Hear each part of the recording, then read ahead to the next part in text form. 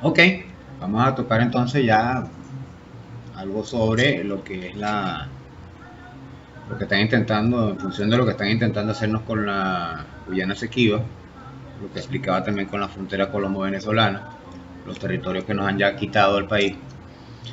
Vamos a hablar sobre lo que es la Venezuela saqueada, históricamente, pues, desde 1492 para acá. Pues. Cuentan algunos historiadores que cuando se dio la colonia y se alzara Guaycaipuro en defensa de esta tierra, un grupo de indígenas autóctonos lo traicionaron aliándose a los españoles para derrocarlo. Así ganaron los españoles y estos traidores luego fueron esclavizados, asesinados y saqueados. Luego vinieron los blancos criollos que se creían españoles, pero eran allá catalogados como ciudadanos de segunda, serviles al rey, pero despreciados. Esos apátridas, puesto que no existía la patria y no eran ciudadanos españoles, sino serviles, se arrodillaron ante el imperio para mantener sus comodidades y privilegios, aún y a pesar del desprecio y el maltrato. Esto pasó durante los 300 años de colonia hasta que se dio la caída del rey de España ante Napoleón y su imperio. Entonces esa clase oligarca aprovecha y se alza contra el nuevo emperador Napoleón en defensa de su anterior amo, que era el rey de España. Así se da la asamblea en la sede de la Capitanía General, la actual Casa Amarilla, y la historia de Empara en el balcón, perdón, con el cura diciendo que no y todo este cuento. Este cura le decía a los feligreses, vean que ya la religión allí empieza a tomar cierto punto de control sobre la población. Era el cura el que le decía al pueblo que no.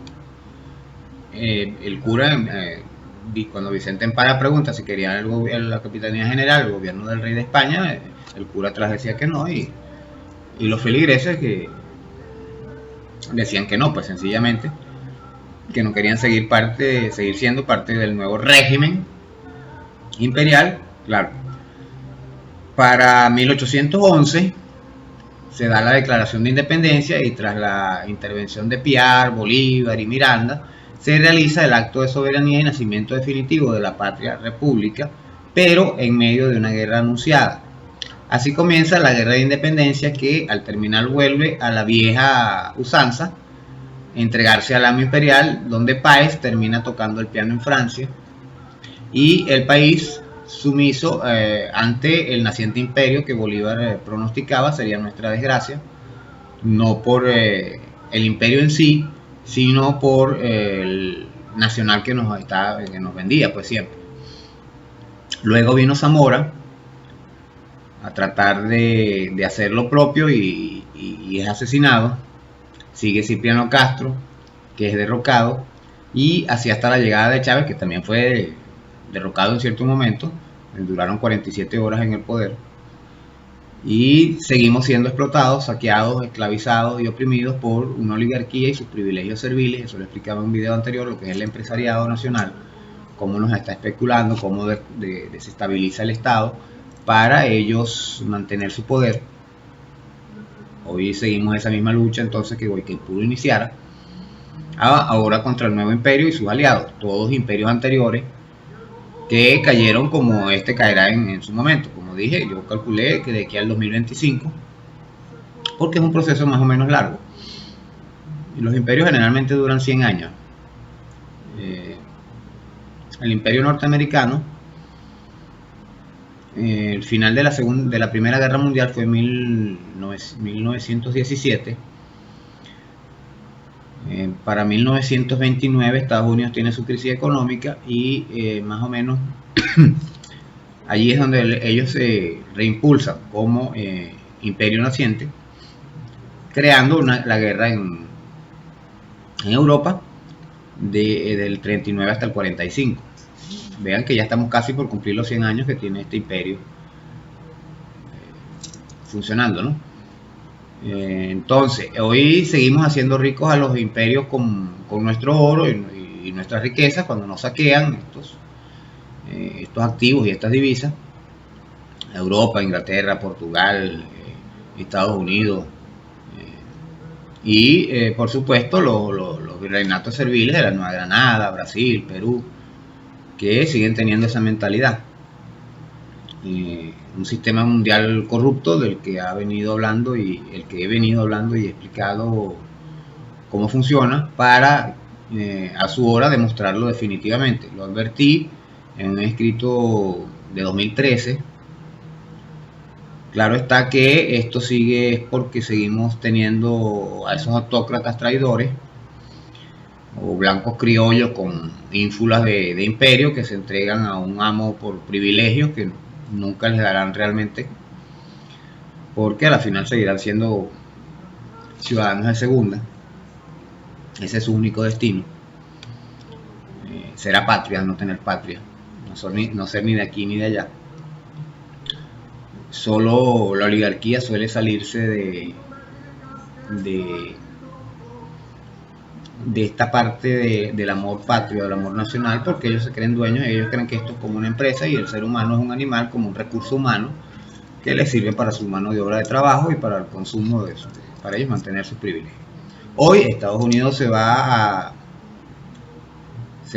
regala pues una empresa valorada en unos 30.000 millones de dólares por una demanda que se había ganado de paso y de apenas 1.200 millones de dólares, con la anuencia y la complicidad de los traidores de siempre, estos que nos venden.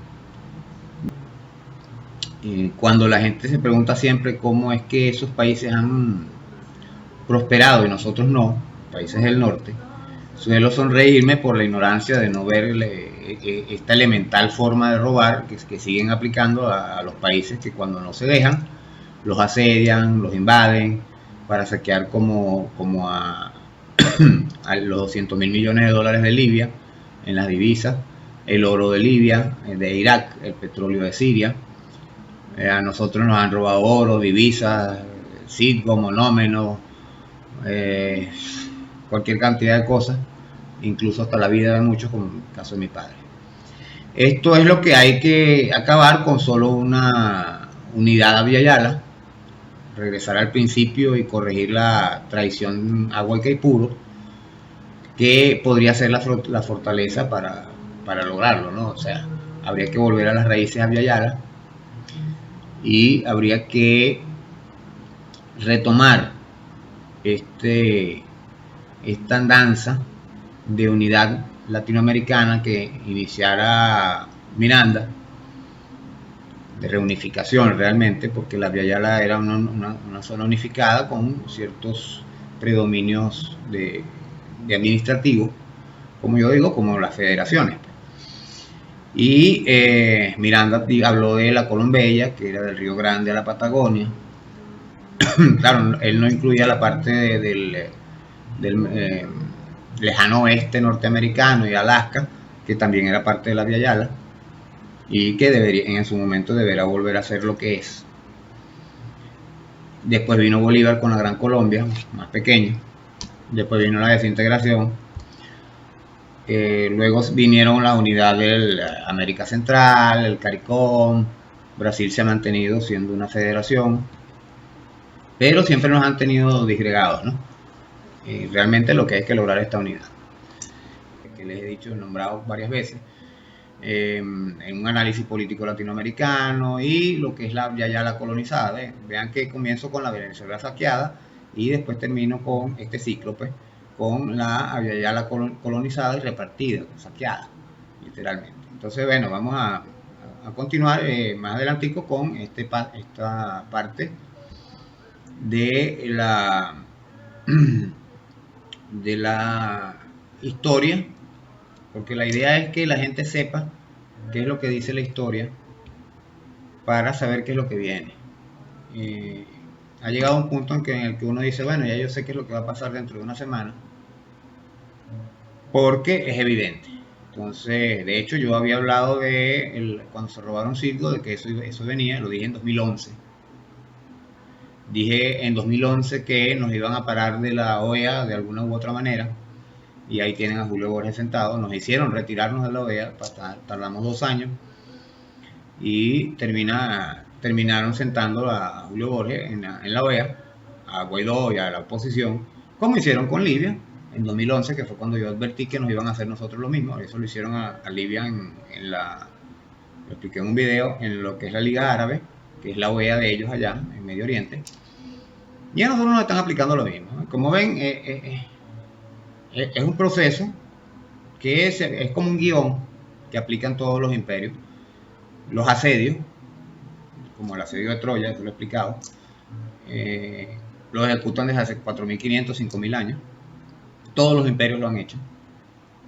Y el punto es que los países más fuertes han sido los que atacan. En este caso, Venezuela es el país más fuerte por su cantidad de riqueza, su poca población, su resiliencia del pueblo, y somos la pieza fundamental con la que podríamos tumbar al imperio. Así como los bárbaros tumbaron el imperio, acabaron el imperio romano, así como los turcos fueron parte de la destrucción del imperio ruso. Y bueno, una cantidad de cosas. Esto, bueno, lo vamos a ir explicando progresivamente para que la gente entienda de dónde venimos, dónde estamos, para dónde vamos, para entonces poder tener la ideología. Después entramos en la parte del proceso ideológico, que porque es el socialismo, qué es el socialismo, porque somos bolivarianos, todo este proceso, que ya he venido tocando también en ciertos puntos. Incluso en la parte de religión voy a hablar sobre lo que es el Dios de Spinoza, que es el Dios que más o menos los filósofos utilizan, que no es el mismo Dios de las religiones. Mejor dicho, es el mismo Dios de las religiones, pero no con el mismo sistema. Las religiones son un sistema de control social, de regulación social, que bueno, de eso vamos a explicarlo cuando hable de las constituciones, religiones, educación y esto, que viene en un escrito en particular, y que demuestra lo que sucedió aquí en Venezuela con la destrucción de los libros en Caracas hace un par de años, en 2016, 2017, cuando, no, 2014, 2013, cuando Maduro decreta la restitución de la formación social, moral y cívica, y amanecen miles de libros destruidos en Caracas, libros de la colección bicentenaria, que iban ya impulsando ese sentido, ¿no? Es el proceso, todo está en la educación, en la formación que el ciudadano se da. Estos videos son para adultos, pero los pueden ver niños. Trato de tener un vocabulario que los niños entiendan, que todo el pueblo en general entienda. No empiezo a hablar de epistemología, de cuestiones psicológicas y filosofía profunda, ni nada, filosofía. Y el primero habla del hombre de las cavernas, que es en función del proceso de dominación por ignorancia. Justamente ahí es donde vamos. Bueno, vamos a seguir hablando más adelante.